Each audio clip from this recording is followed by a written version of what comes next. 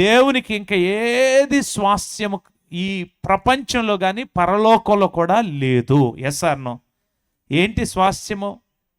Yes, ఆయన జనమే ఆయనకు స్వాస్థ్యం, ఆయన జనమే ఆయనకు ముద్దు, ఆయన జనమే ఆయనకు కావాలి. కానీ అపవాది అయిన సాతాను, శత్రువు మనలని, మన కుటుంబాలని, పిల్లలని కబళించాలని వాడు కాచుకొని కూర్చున్న దేవాతి దేవుడు గూడు రేపి పైన అల్లాడుచు రెక్కల మీద మోసినట్లు మోసే దేవుని మనం కలిగి ఉన్నాం. దేవునికి స్తుతి కలుగును గాక. హల్లెలూయా.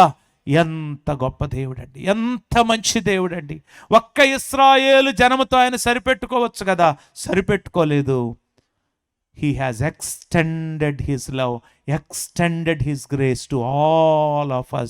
ఆయన యావత్తు ప్రపంచానికి అదే ప్రేమను, ఎందుకంటే ఆయన సృష్టించిన సృష్టియే మనమందరము కూడా. కనుక అబ్రహాముతో ప్రారంభించిన ఆయన రక్షణ ప్రణాళిక ఈరోజు మన వరకు ఆయన ఏం చేశారు? గట్టిగా చెప్పండి.